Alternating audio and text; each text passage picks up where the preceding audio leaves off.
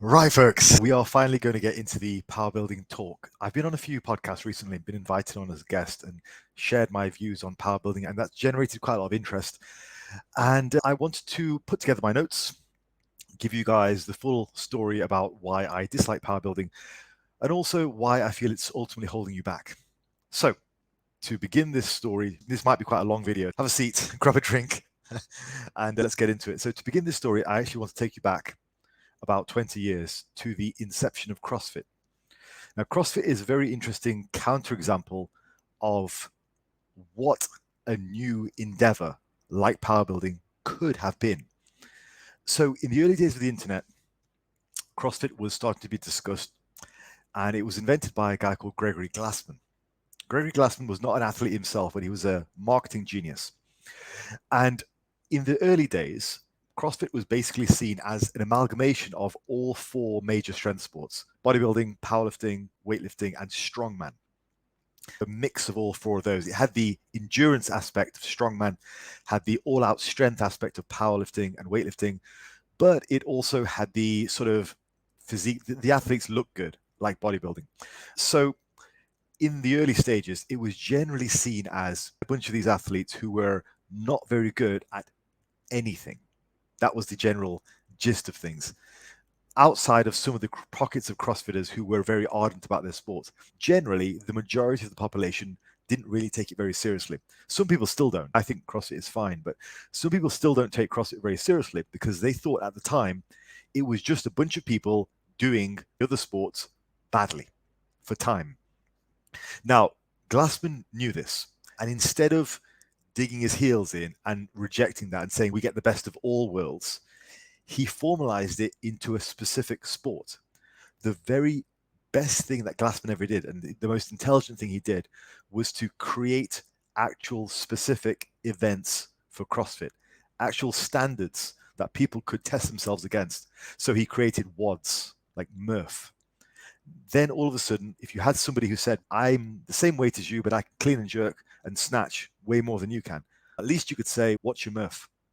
And they'd be like, oh, okay, yeah, you're better at me at that. So it became a situation where the first benefit to CrossFit was it no longer was seen as just this amalgamation of four different sports and people just doing those different sports badly. It had its own criteria. Now, that was crucial in people taking CrossFit seriously because it had its own events. No matter what you thought of CrossFit, the reality is it started to have a degree of legitimacy because Glassman identified that was a specific problem. It needed something to set it apart from all the rest. So it wasn't just seen as a sport which was doing everything badly. It was seen as its own sport. And the second benefit to that was because CrossFitters who were passionate about CrossFit had something specific to work towards, they worked like hell towards that. And within a few years, you had world class athletes who were able to run, snatch, clean and jerk, squat, tremendous weights, and look really good while doing it. All of a sudden, these guys and girls were respected athletes in their own right. And that was the crucial aspect of pushing CrossFit forward by giving it some legitimacy, by actually giving it some standards. Now, how does all this relate to powerbuilding? Powerbuilding and power builders haven't taken any steps towards legitimizing what they do. They've not taken any steps towards differentiating themselves from either powerlifting or bodybuilding. All they've said in this very sort of a lazy way is, well, we get the best of both worlds, which they don't. None of them do. If power builders actually had the intelligence to organize themselves into something specific, which could be tested, which could be objectively measured, and as well as that, which they could improve on, it would go a long way towards providing some legitimacy. But ultimately, I don't think power builders will do that because it is nothing. It has no definition. It never did. As we'll see during the course of the video, it's mostly just bodybuilding. And that is where powerbuilding falls down because we see under the veneer of what they say it is, it's actually just bodybuilding for the most part. Just to introduce this, where powerbuilding went wrong, it never actually formalized what it is.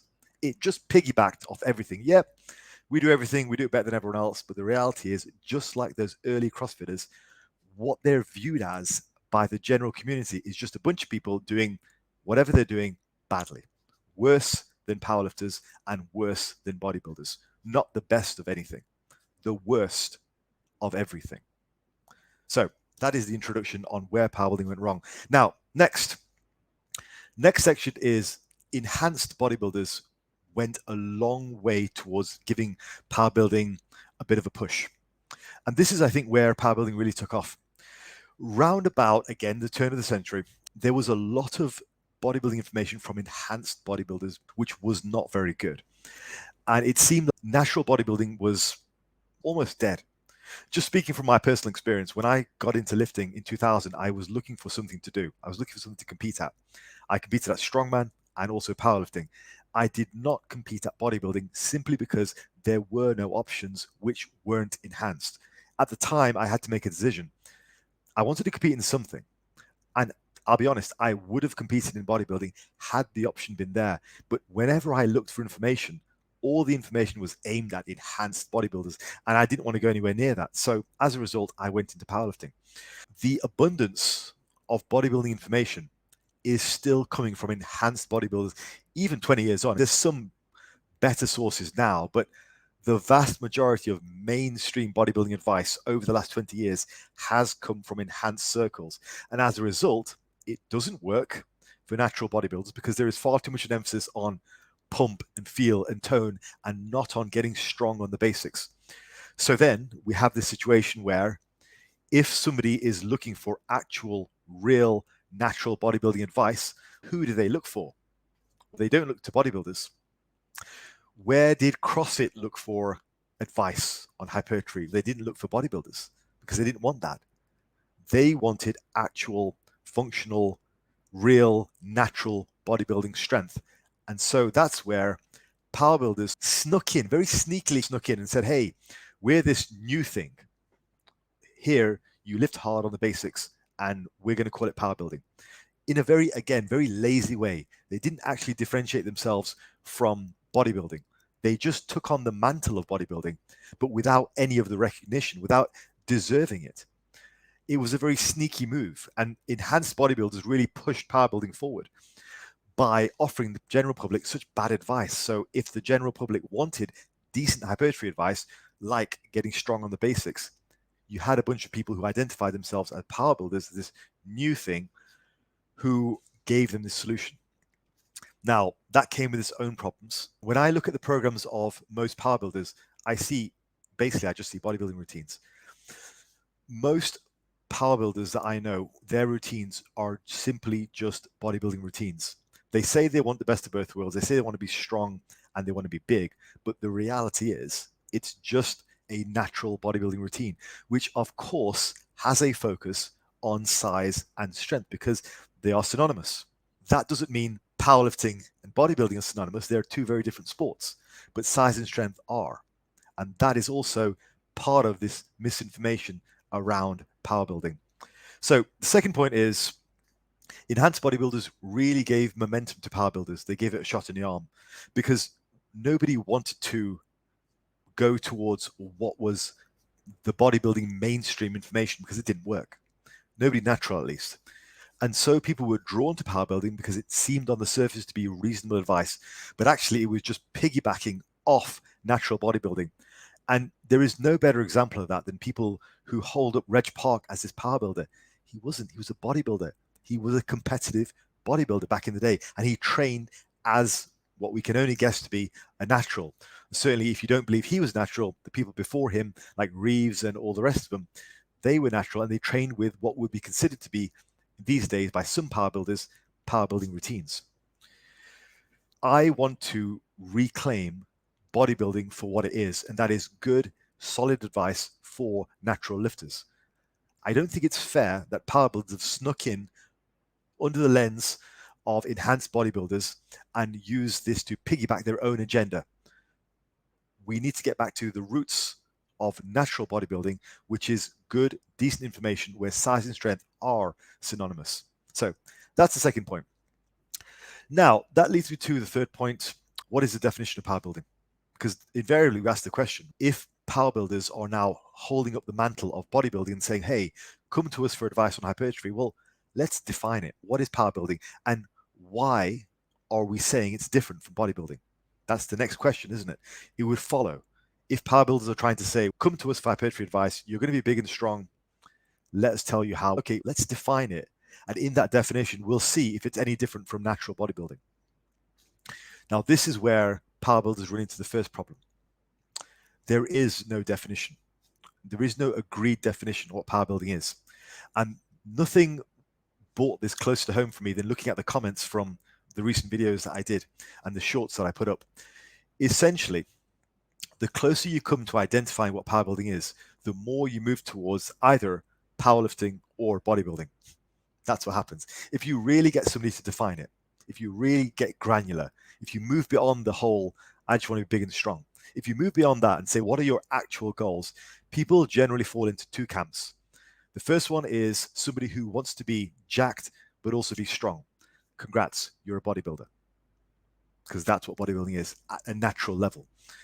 The other group of people is, I want to get good at the squat, bench, and deadlift, and maybe a few other lifts, but I also want to look jacked. Congrats, you're a powerlifter.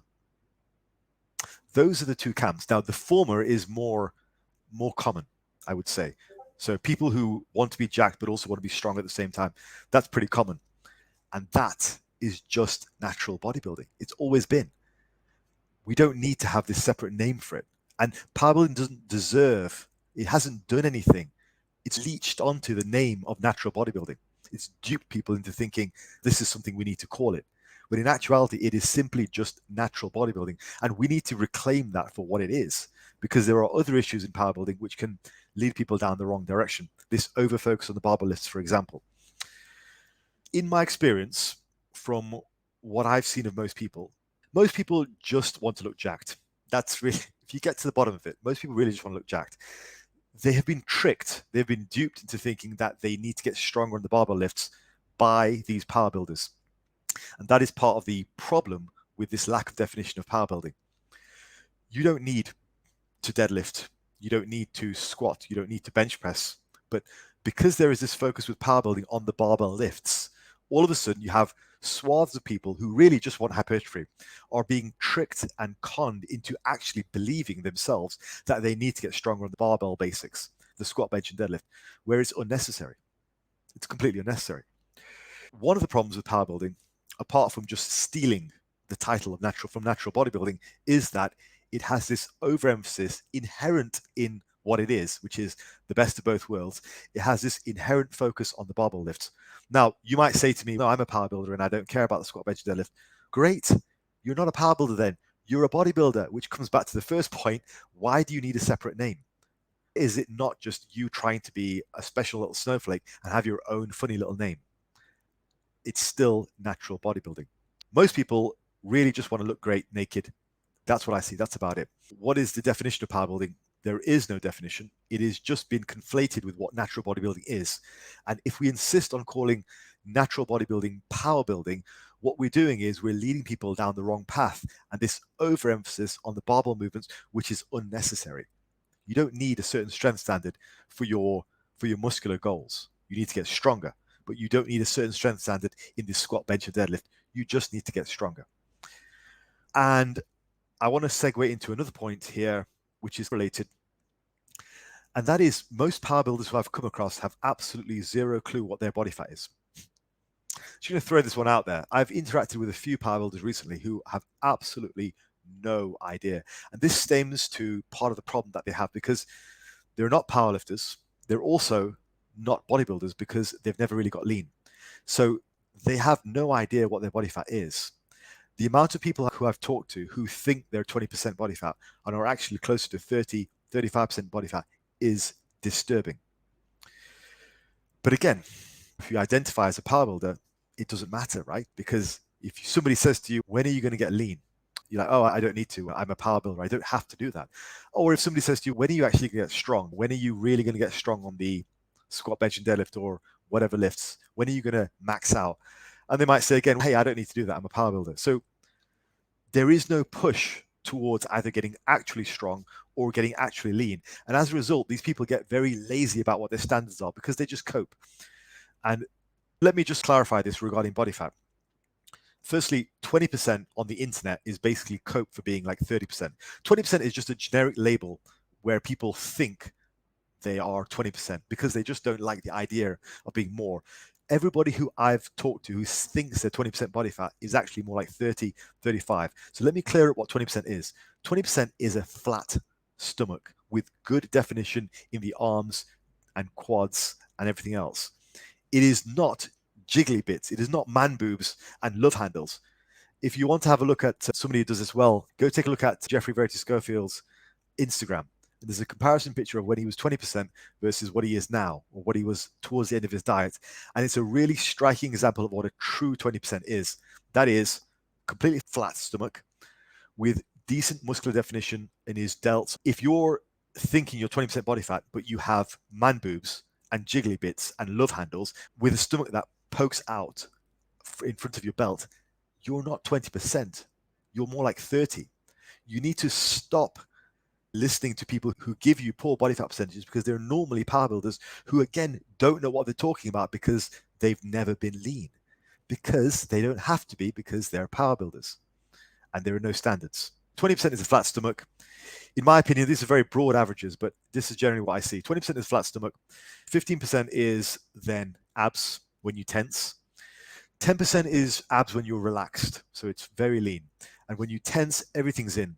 The serratus, the sides, all that.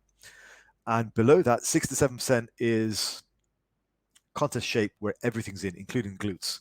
That is a rough idea. That is important because it's another failure of power builders because it's part of that cope. Like, when are you going to get lean? I don't need to get lean. And you know what? I'm only 20% body fat, so who cares? When the reality is they're not 20% body fat at all. They're more like 30, 35. Some of them are disturbingly more than that, like 40%. And some of these guys, sadly, are also quite a lot older as well. It's like 50, 55, 60 years old, running around doing mini bulks at 35% body fat because they don't know any better. It's part of the power builder cope. We'll move on. The next point is, I was skimming through the comments of my latest videos, and people seem to think that whoever has abs and is strong is a power builder. There seems to be this misconception that any actual competitive strength athlete who has abs and looks good is a power builder, which is a real stretch. So I'll rattle off a few names that I was given in some comments on various videos. Russ Swall. Somebody said Russ Swall was a power builder. Now, I didn't know who Russ Swall was. No disrespect to him. I didn't know who he was, so I looked him up on Instagram. And on his bio, the first line says, world record holding power lifter. So apparently he has a world record in powerlifting. He's also won various national championships. He's a very well-decorated power lifter. But because he has abs, people are saying he's a power builder. How does that make any sense? Do you see the laziness of power builders? They'll just try and stamp their name on anything which they feel is remotely cool. But that's not how it works. That's not reality. The reality is he's a competitive powerlifter. Somebody said that about Julius Maddox. Julius Maddox is a competitive powerlifter. He's one of the best powerlifters in the world. Somebody said about Eddie Hall, he has abs, so he's a power builder. Are you fucking serious? He was world's strongest man. World strongest man. He is a strong man. But again, people are grasping and saying he's a power builder because he has abs. He's a competitive strongman. Somebody else said Dan Green. Again, Dan Green has got abs. Yes, he does, but he's a competitive powerlifter. The last one, which is probably more controversial, is Mike O'Hearn, which I thought was quite interesting because Mike O'Hearn himself identifies as a power builder. However, Mike O'Hearn, just to remind everyone, is an enhanced bodybuilder, clearly. And I'm not sure what he says for advertising's sake should be taken seriously. He is quite clearly a bodybuilder. He's been gracing the covers of bodybuilding magazines for the past 20 years. He's a bodybuilder. What he might say to sell his duck eggs or whatever else he sells is none of our concern. And the advice he gives is none of our concern either. So A world where you can simply just make up words. Power builders are just making up categories of people and just saying they're power builders now. It doesn't work that way in reality. These people in reality are competitive powerlifters, strongmen, and bodybuilders. They are not power builders because power building isn't a thing. You can't just slap a label on something and all of a sudden it becomes a thing. I can't just slap a label on myself and become an apple. It's not the way it works. It's not the way things work in life, in reality.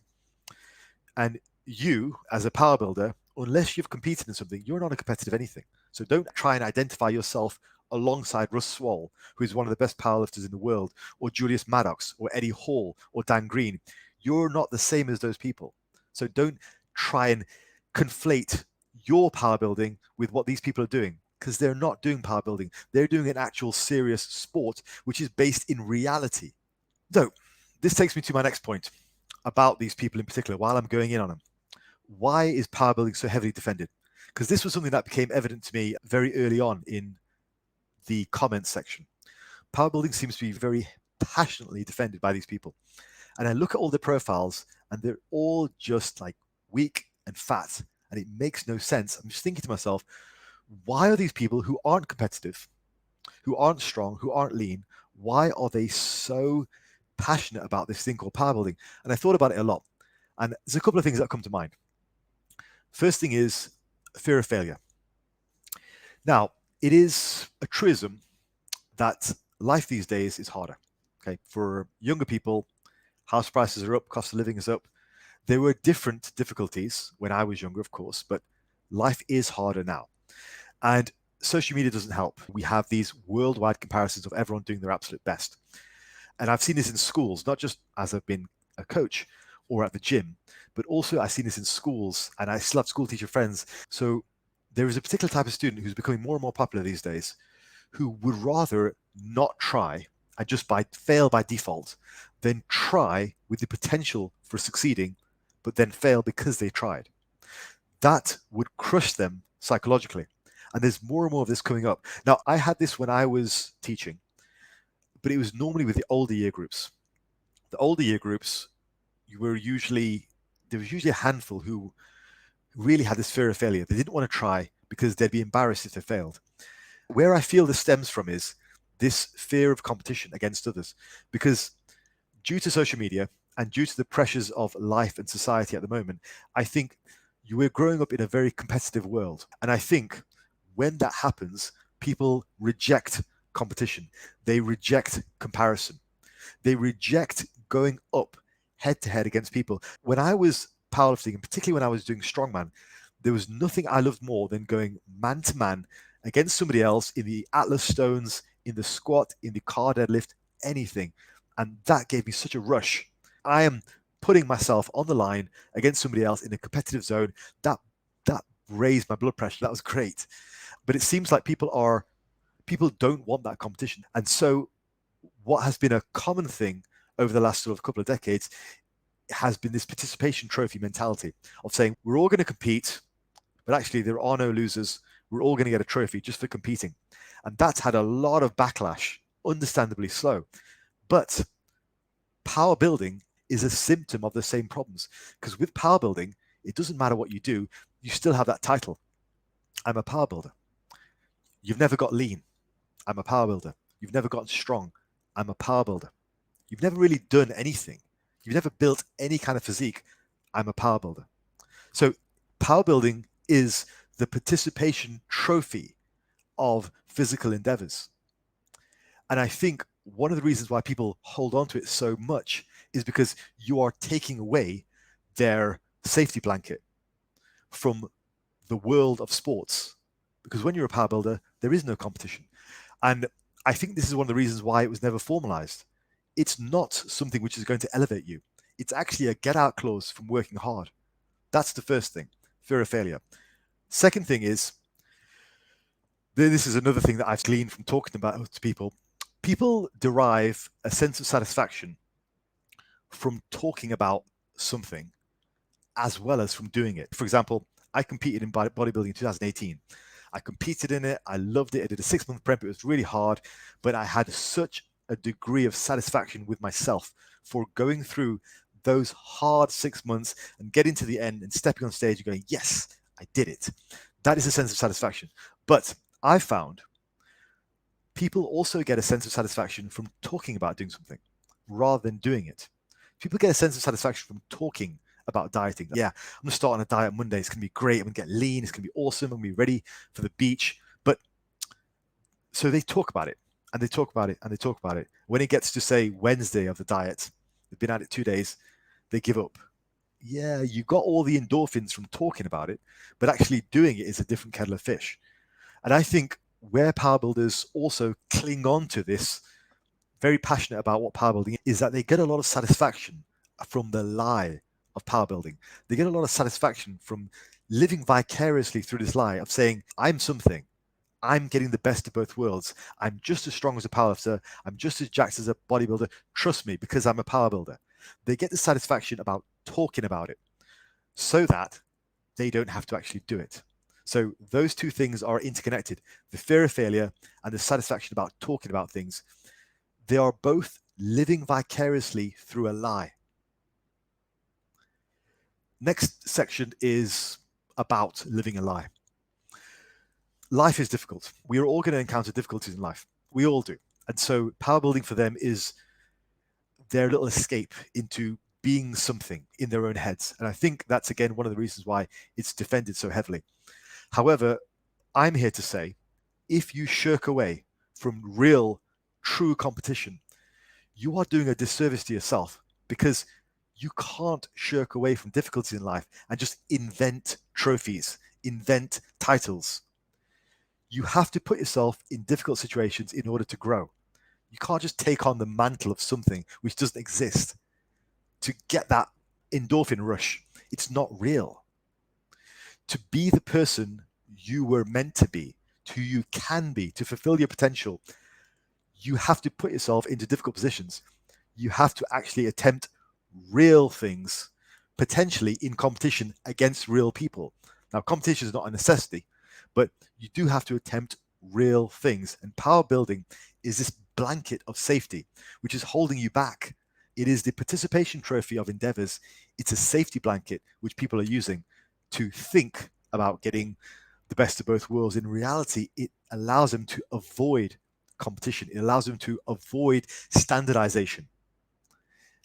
But it's never a good idea to live a lie. You're not going to grow if you continuously embrace this lie. We only grow by putting ourselves into difficult positions. And so that takes me on to the final point, which is my word of encouragement to you guys. Now, during the course of this video, I've been very critical of power building and I've given you my full views on it. However, I want to end with a note of encouragement. When you fool yourself, it becomes infinitely easier for other people to fool you too. What I want you to do is keep your feet firmly on the ground. Take pride in who you are and where you are. Where you are right now is absolutely no indication of where you can get to.